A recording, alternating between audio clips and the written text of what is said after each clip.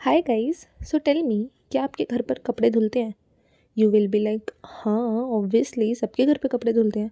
I know, but मेरा main question ये है आपसे कि आपके घर पे किस चीज़ से कपड़े धुलते हैं? Are you crazy? Is that your problem? So the answer to this question is really simple कि हाँ obviously we use detergent, but the story back in ancient Roman Empire was a lot different. वहाँ के लोगों के पास उस time पे soap या detergent जैसी कोई चीज़ नहीं थी।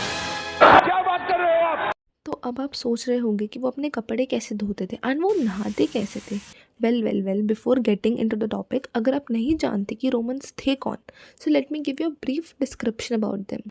सो the Romans were the people of Roman empire. Are you serious, my brother? Okay, तो जो रोमन एम्पायर था वो 27 BC में इस्टेब्लिश्ड हुआ एंड लगभग हज़ारों सालों तक चला। इसमें प्रेजेंट डे की 40 to 50 कंट्रीज़ जैसे कि Spain, Italy, France, Germany etcetera etcetera, ये सारी उसका पार्ट थी उस टाइम पे। ये जानकारी सुनकर तो मेरे दिमाग में धमाका हो गया। एंड इससे आपको ये आइडिया तो पता चल ही गया कि रोमन एम्पायर क्या था और कौन सी कंट्री जो थी वो उसका पार्ट थी।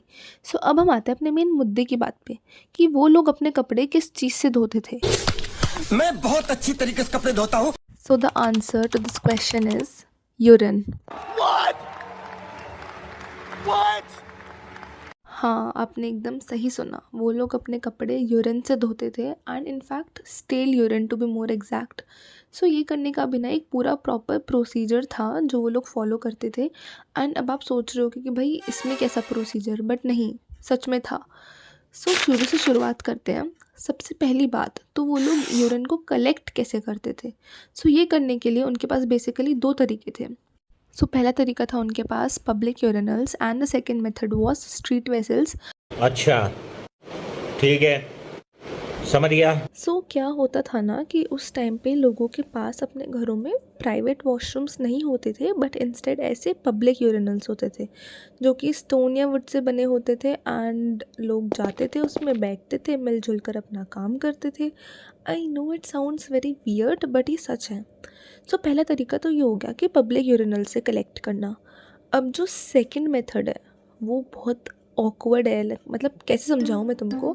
चलो मान लो कि एक रोड है, ठीक है, एंड उसमें एक आदमी जा रहा है मस्त गाने गाते हुए, नहीं मतलब गाना गाना कंपलसरी नहीं है बट वो ठीक है जा रहा है। एंड उसी रोड पे साइड में एक वेसल रखा हुआ है, ओके, एंड उसको बहुत ज़ोर से लगी है। तो वो जाएगा उस वेसल के पास एंड उस वेसल में कर देगा, ठीक है, एंड वो चला गया फिर वहाँ से करके।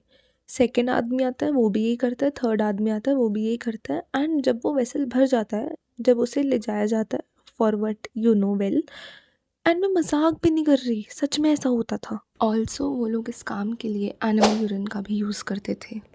ओके, सो जो लोग ये काम करते थे यूरिन को कलेक्ट करना एंड देन उसी से कपड़े धोना, उन्हें फुलर्स कहते थे, मतलब कि लैटिन वर्जन ऑफ धोबी, ठीक है। मतलब कितनी वर्स्ट जॉब है ना सच में, पहले लोगों का यूरिन कलेक्ट करो एंड देन उसी से कपड़े धो। बट उस टाइम पे बहुत बहुत इंपॉर्टेंट जॉब थी, सच में मतलब बहुत ज़्यादा इंपॉर्टेंट थी। एंड ये सारा जो काम है वो बड़ी बड़ी लॉन्ड्रीज़ में होता था, जिसे उस टाइम पे फुलौनिका भी कहते थे। रोम में ना ऐसी बहुत सारी जगह होंगी जहाँ पे लोग कभी नहीं गए, बट फुलौनिका एक ऐसी जगह थी जहाँ पे हर कोई रेगुलरली जाता रहता था। क्योंकि कपड़ों को as a status symbol consider करना ये आज का ट्रेंड नहीं है, ये बहुत पहले से चला आ रहा है। एंड उन लोगों के लिए भी जो कपड़े हैं एंड उनकी अपीयरेंस वो बहुत ज़्यादा मैटर करती थी। सो इसीलिए वो लोग रेगुलरली फुलर्स के पास जाते रहते थे ताकि उनके कपड़े एकदम शाइनी ब्राइट रहे एंड दूसरों से ज़्यादा अच्छे लगे।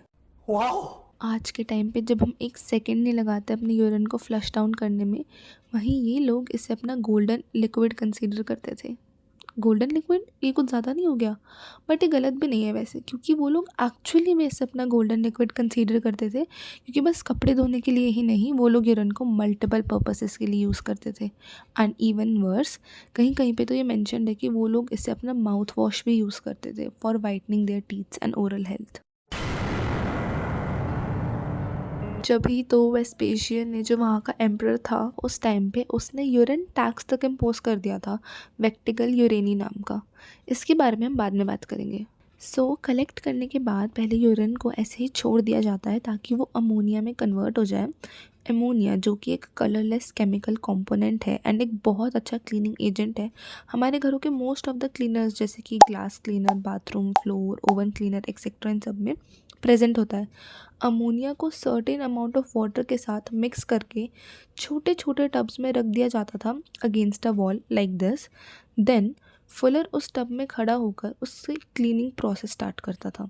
कपड़ों को धोना, सुखाना, ब्लीच करना सब फुलर की ड्यूटी होती थी। जैसे कि मैंने पहले वीडियो में बताया ही था कि फुलर की जॉब जो थी वो one of the most important job थी in Roman Empire at that time. उन्हें एक्चुअल काम मिलने से पहले ही यूरिन कलेक्ट करके रखना पड़ता था एंड इसी वजह से फुलर्स के बीच में कंपटीशन भी रहता था to have a good supply of urine. And इस मौके का फ़ायदा उठाकर वेस्पेशियन ने, जो वहाँ का एम्परर था, उसने इंट्रोड्यूस करा वेक्टिगल यूरेनी, जो कि एक टैक्स था on the collection of urine and it's trade. मतलब लिटरली हम इस लेडी को ब्लेम करते हैं कि हमारे इतने ज़्यादा हाई टैक्सेस हैं, बट इन महाशय की तो बात ही क्या करें हम। एंड इसका मानना ये था कि मनी डज़ नॉट स्टिंक। सो आज के लिए बस इतना ही। अगर आपको मेरी वीडियो अच्छी लगी हो एंड आपको ऐसी और वीडियोस देखनी हो तो मेरी वीडियो को लाइक करो एंड चैनल को सब्सक्राइब करो। तब तक के लिए बाय, मिलते हैं नेक्स्ट वीडियो में।